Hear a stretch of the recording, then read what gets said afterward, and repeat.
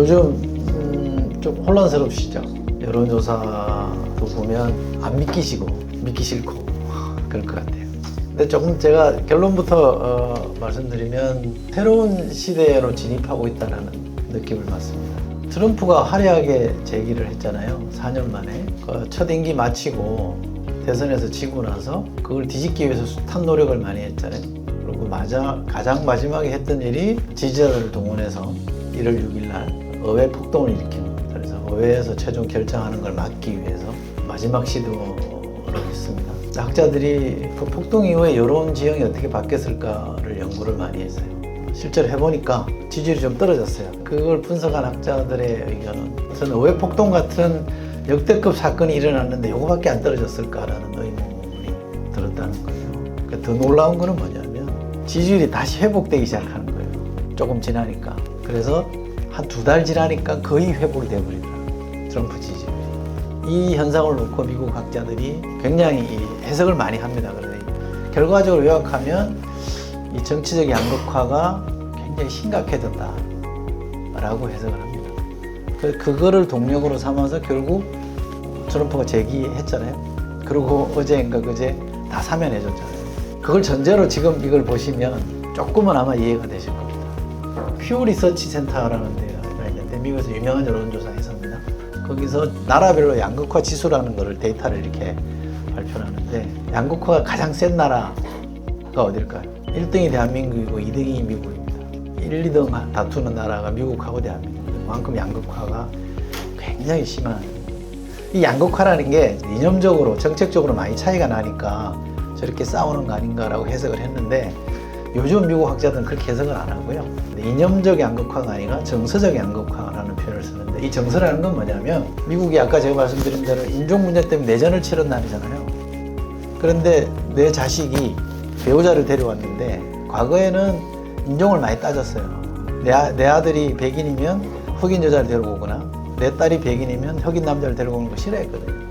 근데 지금은 나랑 정치 성향이 다른 배우자, 자식의 배우자를 데려오는 거를 가장 싫어한답니다. 그러니까 내전을 일으켰던 인종 문제보다 이제는 정치 색깔이 더 중요한 가치 판단의 기준이 돼 있는 거죠. 그래서 미국은 정서적 양극화라는 게 그냥 싫은 겁니다. 그러니까 트럼프가 좋다기보다는 민주당이 싫은 거죠. 상대가 싫어서 이쪽을 좋아하게 되는. 그럼 이쪽이 뭘 잘못했느냐는 안 중요해지잖아요. 상대가 싫으면 다 용서가 되는 겁니다. 저 사람을 꺾는 거라고 하면 뭐든 오케이라고 되는 게 지금 우리가 말하는 양극화 시대, 정서적 양극화인 거고 부정적 당파성이라는 게 그렇게 작동을 한다는 얘기거든요. 그러니까 민주주의가 굉장히 위험한 상태까지 가 있는데 하나의 이념이 돼버린 거예요. 정당이라는 게 나의 가치 판단을 가르는 절대 기준화되고 있다는 게 양극화 시대의 정치거든요. 그걸 전제로 보시면 지금의 여론 동향이라는 게 이해가 되죠. 지금 근래 조사만 놓고 보면 보수가 응답자가 늘어나긴 했습니다.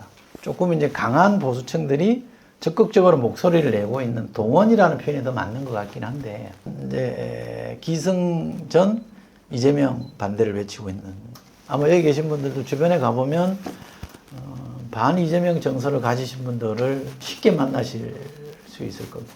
그래서 제가 아까 왜 새로운 시대로 접어들었다고 보느냐 하면 극우의 시대가 자칫하면 올 수도 있겠다는 생각합니다. 박근혜 대통령 탄핵됐을 때 일부 저항이 있긴 했습니다만 수용을 했거든요. 박근혜 대통령도 탄핵 딱 그 순간부터 파면한다라는 순간부터는 뭐 별 저항은 없었습니다. 국민의힘도 저항을 못 했거든요. 수긍을 했습니다. 그리고 그 다음에 분당까지 하는 상황까지 갔고 그 당시에는 사실 62명인가가 탄핵에 찬성했기 때문에 절반 이상이 찬성했잖아요. 그러니까 굉장히 크죠. 그러니까 거역할 수 없는 흐름이 있고 그 다음에 처음 탄핵 그리고 연인은 1700만 명이 촛불 들고 광장에 모였기 때문에 거대한 민심의 쓰나미를 거역하기 힘들다라고 생각했던 것 같아요.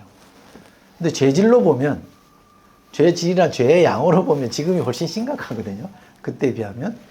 지금이 만약에 탄핵이 안 된다 그러면 박근혜 대통령은 진짜 사기 탄핵 당한 거예요. 그 정도가 탄핵됐다면 이번 건은 탄핵 안 할 수 없는 게 제가 볼 때는 헌재의 입장일 거라고 봅니다. 국민의힘과 지금 윤석열이 일체화가 돼 있잖아요. 안 놓고 있어요. 특히 의회 폭동, 법원 폭동이 났는데도 안 놓고 있잖아요. 계속 그 시비를 걸고 있는. 저게 전형적으로 극우의 모습입니다.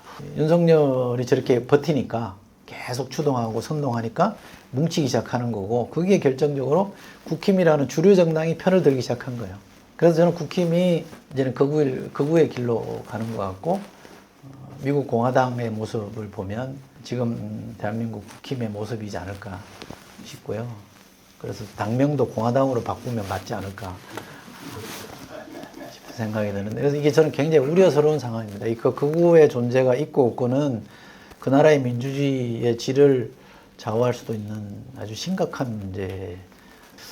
우리도 지난 정부 때 서민과 중산층의 삶을 개선하는데 실질적인 성과는 좀 없었다라고 보는 게 맞습니다. 부족했던 건 사실입니다. 지난 우리 5년 동안 뭐 코로나 핑계 여러 가지 대할 수 있는 변명거리가 없는 건 아닙니다만 그래도 체감할 수 있는 성과는 없었다. 약했다라고 보는 게 저는 맞는 것 같고요.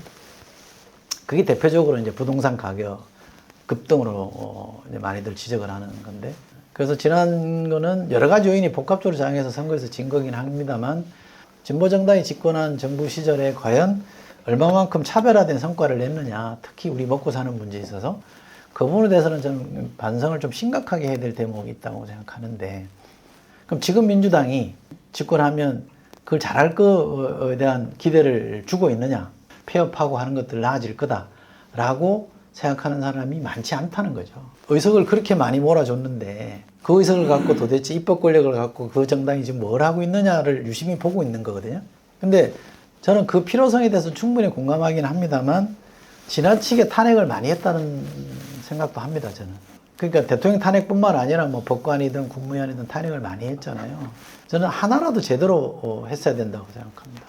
이게 많이 이제 막 하다 보니까 사람들 사이에서는 그냥 언뜻 보기에는 너무 많이 하는 거 아니야? 이런 생각도 합니다. 그러니까 요즘 어르신들이 밖에서는 야 윤석열이 오죽하면 그랬겠냐 이런 얘기를 해요.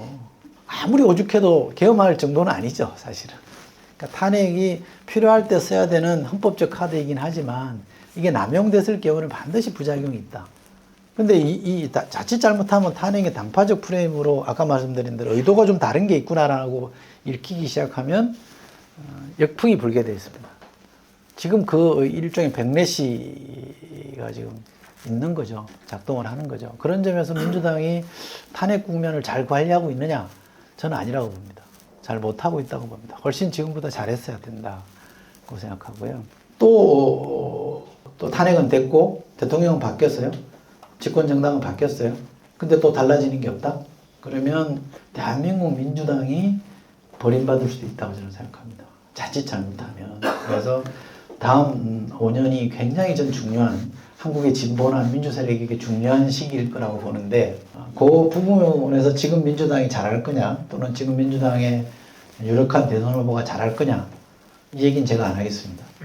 여러분들이 알아서 판단하시고 더 크게는 민주진영, 진보진영 또는 민주당 우리 쪽이 이 집권에서 더 잘하게 하는 게 더 큰 목표이기 때문에 그런 관점에서 좀 보시면 좋겠다고 생각하고요. 그래서 내부의 어떤 목소리 내는 게 참 쉽지 않습니다. 조금만 다른 목소리 내면 수박으로 몰리고 반이 이재명으로 매도당하는 상황이기 때문에 그게 좀 걱정스럽죠. 근데 이 분위기가 깨지지 않고 집권하면 국민의 이미 그동안 윤석열 정부에서 보여줬던 모습이 우리의 미래가 될 수도 있습니다. 민주당의 미래가 될 수도 있기 때문에 이대로만 갈 수는 없는 건 분명한 것 같아요.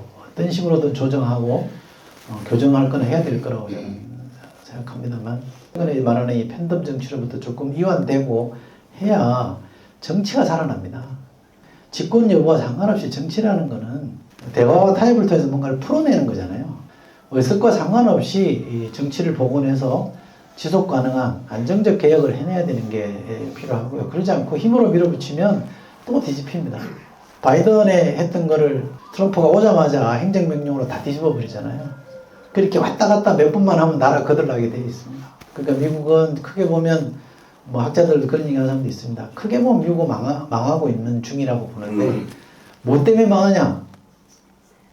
정치 때문에 망합니다. 저는 개인적으로 대한민국이 정치 때문에 망할 수도 있다라는 걱정을 갖고 있는 사람 중에 하나입니다. 조금 과도하다고 생각하실지 모르겠습니다만 제가 정치에 몸담았던 사람이라서 그런지 모르겠는데 이 정치 이대로 들어가면 정말 대한민국은 피크 해서 지금 계속 내려갈 거다.